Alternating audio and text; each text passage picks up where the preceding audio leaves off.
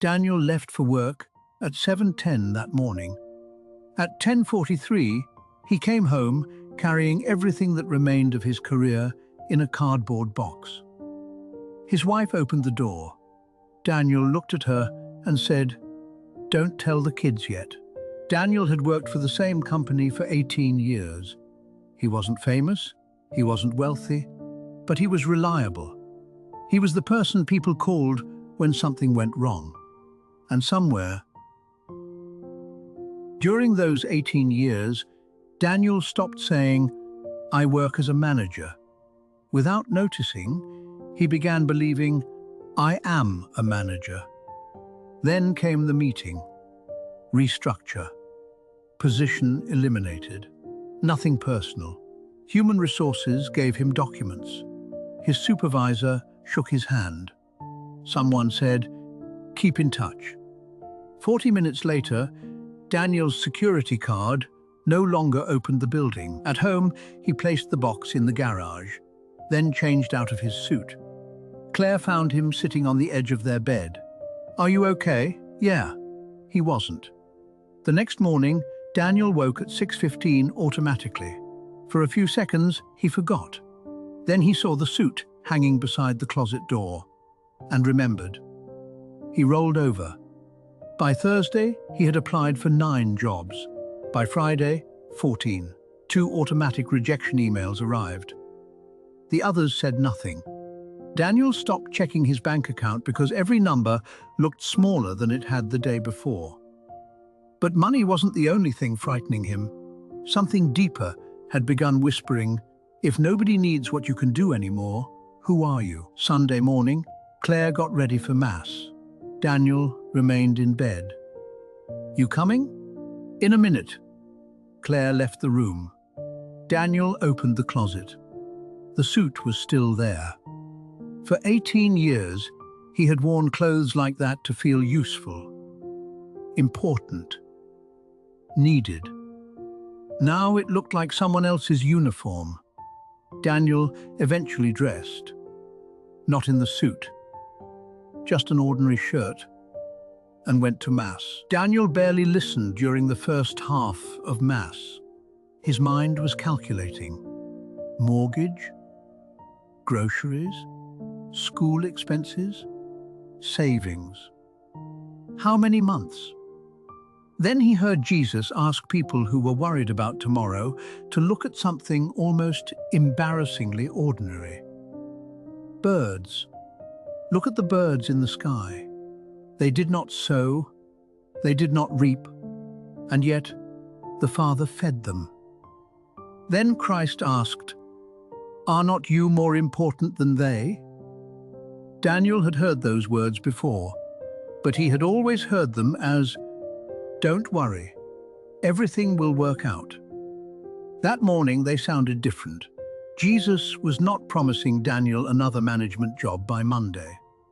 He wasn't promising the same salary. He wasn't promising that nothing difficult would happen. He was asking Daniel a more uncomfortable question. Who told you your paycheck was the measure of your worth? Daniel looked toward the crucifix. Before Daniel had a title, he was loved. Before the promotions, he was loved. Before anyone knew what he could produce, he was loved. And now, when he could offer God nothing impressive at all, he was still loved. Monday morning arrived. Daniel woke at 6:15 again. This time, he got up. He made breakfast. His youngest son entered the kitchen. "Dad, why aren't you at work?" Daniel stopped. He had wanted to protect the children from knowing. Maybe he had really wanted to protect himself from saying it aloud. "My job ended." His son looked confused. "Are you getting another one?" Daniel smiled slightly. "I'm trying." The boy nodded, then pushed a school worksheet across the table. "Can you help me with this first?" Daniel looked at him. For the first time in a week, someone needed something from him that had absolutely nothing to do with his resume. He pulled out the chair. "Okay," they began. An hour later, Daniel opened his laptop. Another rejection. He read it, closed the email, then opened the next application.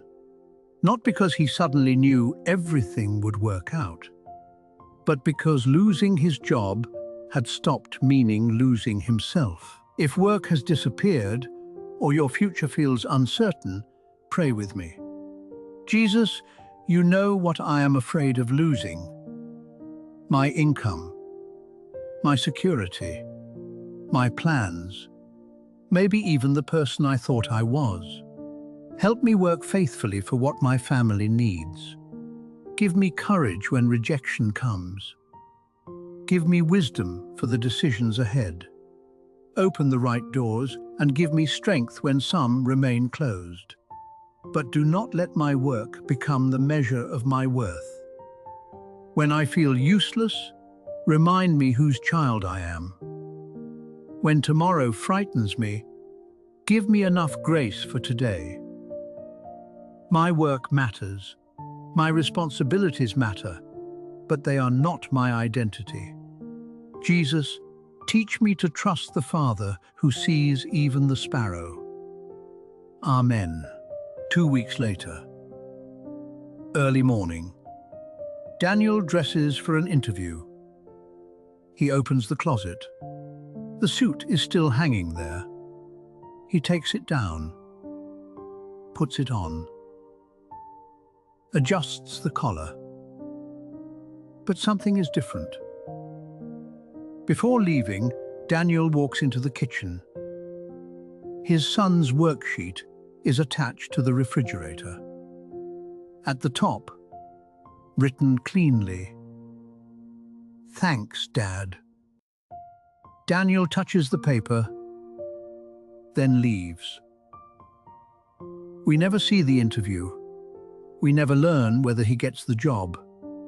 Outside, a sparrow sits on the fence. Daniel notices.